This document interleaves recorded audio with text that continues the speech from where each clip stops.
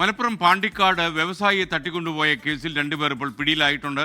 തട്ടിക്കൊണ്ടുപോകാൻ സഹായിച്ചവരാണ് കസ്റ്റഡിയിലുള്ളത്. വ്യവസായി ഷമീറിനെ പക്ഷേ ഇതുവരെ പോലീസിന് കണ്ടെത്താൻ കഴിഞ്ഞിട്ടില്ല. വിപിൻ സി വിജയൻ മലപ്പുറത്ത് നിന്ന് വിശദാംശങ്ങൾ നൽകും. Vipin, good morning. ഈ ഷമീർ എവിടെയുണ്ടെന്ന് ഒരു സൂചനയും പോലീസിന് ലഭിച്ചിട്ടില്ല എന്നാണോ നമ്മൾ മനസ്സിലാക്കേണ്ടത്? SKN കേരളം വിട്ടു പോയിട്ടില്ല എന്നുള്ളതാണ് പോലീസിന്റെ ഇപ്പോഴത്തെ നിഗമനം. ഊർജിതമായി തന്നെ അന്വേഷണം നടക്കുന്നു. അതിനാണിപ്പോൾ രണ്ടുപേർ കസ്റ്റഡിയിലായിരിക്കുന്നത്. ഒരു വലിയ സംഘം ചേർന്നാണ് ഈ ഷമീറിനെ തട്ടിക്കൊണ്ടുപോകുന്നത് ആസൂത്രണം ചെയ്തതും നടപ്പാക്കിയതും എന്നുള്ളതാണ് പോലീസ് പറയുന്നത്. ഇപ്പോൾ ഒരു ഇന്നോവ കാറിലെത്തിയ സംഘമാണ് ഈ തട്ടിക്കൊണ്ടുപോയത് എന്നുണ്ടെങ്കിൽ പോലും അതിലേക്ക് മുന്നിൽ വാഹനങ്ങളൊക്കെ ആയിട്ട് പോകുന്ന രീതിക്ക് ഒരു ഷിഫ്റ്റ് കാറും ഒരു ബൈക്കും ഒക്കെ ഇതിനു മുൻപ് തന്നെ ആ പ്രദേശം വന്ന് നോക്കുകയും ആ പരിസരം നിരീക്ഷിക്കുകയും ഒക്കെ ചെയ്തിട്ടുണ്ട്.